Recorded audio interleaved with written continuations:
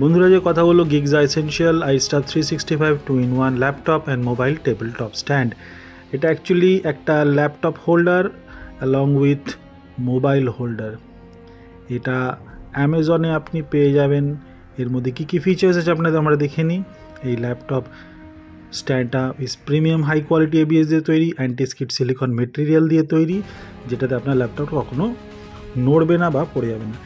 এটার build quality এত সুন্দর যে ওপেন হলো ডিজাইন আছে, যাতে ল্যাপটপের পেছনের গরমটা এটা এর ডিজাইনের জন্য বেরিয়ে যেতে পারে।